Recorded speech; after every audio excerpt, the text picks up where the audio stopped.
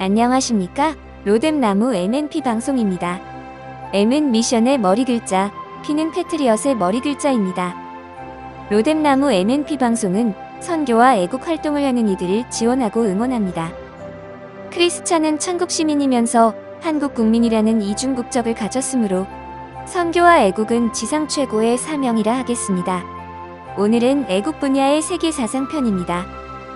주제는 자유대한민국은 공산주의로부터 안전한가입니다. 대한민국 자유민주주의 국가로 탄생하다. 1945년 한국이 해방될 당시에 세계는 두 개의 민주주의가 있었습니다. 미국을 중심으로 하는 자유민주주의와 소련을 중심으로 하는 사회민주주의, 즉 공산주의입니다. 사상 처음 민주국가가 되는 한국은 자유민주주의냐 사회민주주의냐 두 개 중 하나를 선택해야 했습니다. 당시 공산주의는 생긴 지 얼마 되지 않았고 중심국가인 소련이 강대국이었으므로 왕조국가에서 갓 벗어나는 신생국가들에게 인기가 좋았습니다. 그래서 주변 국가들은 대부분 공산주의를 선택하였습니다. 북한도 소련의 영향을 받아 공산주의를 원하고 있었습니다. 이에 이승만은 서둘러 자유민주국가를 세우기로 결심합니다.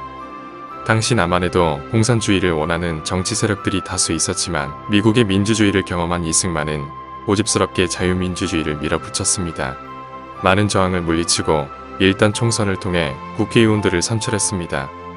그리고 헌법을 제정했고 그 헌법을 기초로 대통령을 선출했습니다. 이때 이승만은 92%의 득표율을 얻어 초대 대통령으로 당선되었습니다. 해방된 지 3년 후인 1948년 8월 15일 대한민국의 건국이 선포되었습니다. 이리하여 대한민국은 공산권 지역에서 유일한 자유민주국가가 되었습니다. 안타깝게도 북한은 김일성을 수령으로 하는 사회민주국가인 공산주의 국가가 되었습니다. 한반도 자유민주주의와 사회민주주의의 경쟁장이 되다. 남북한이 자유주의와 공산주의로 나눠지자 한반도는 자연스럽게 세계가 지켜보는 경쟁 장소가 되었습니다. 자유국가와 공산국가 중 누가 잘 사는 국가일까를 똑같은 시기에 출발한 남북한의 경쟁을 통해 확인할 수 있게 된 것입니다. 미국을 비롯한 자유주의 국가들은 남한을 응원했고 소련과 중국 등 공산주의 국가들은 북한을 응원했습니다. 그런데 1950년 6월 25일 북한은 소련과 중공의 도움을 받아 기습남침을 감행하였습니다. 순수한 경쟁을 통한 평화적 통일을 원했던 남한은 불과 며칠 만에 거의 점령을 당할 위기를 만났습니다. 다행히 미군을 비롯한 유엔군의 도움으로 위기를 극복했습니다. 이승만은 미국과 군사동맹을 맺고 남한의 미군을 비롯한 연합군을 주둔하는 협약을 체결했습니다.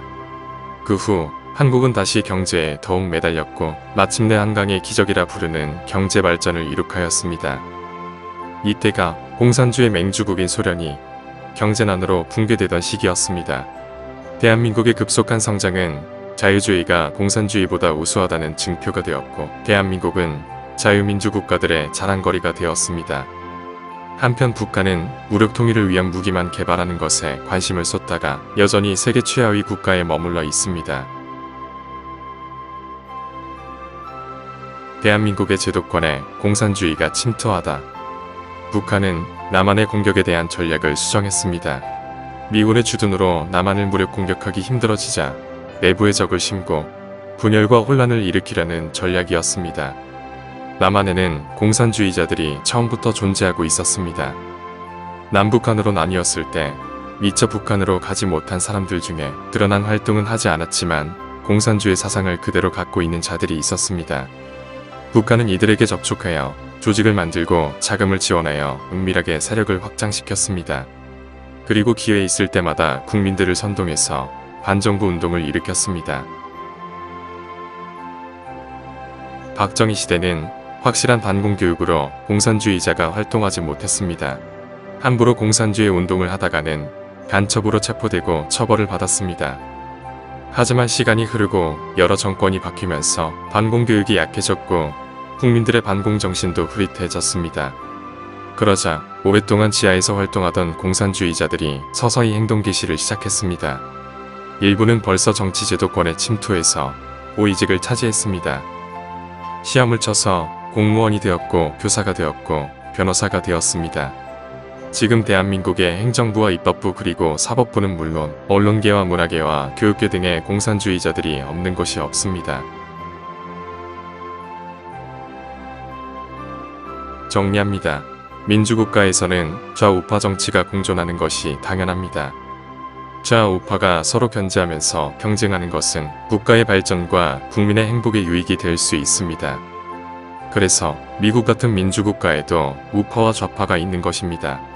그러나 미국의 좌파와 우리나라 좌파는 다릅니다. 미국의 좌파는 공산주의와 확실하게 분리하고 있지만 우리나라 좌파는 북한식 공산주의자가 섞여 있습니다. 북한식 공산주의자들을 주사파라고 하는데 이들은 대한민국의 안녕과 행복에는 관심이 없고 오직 북한 정권의 안녕에 관심 있는 자들입니다.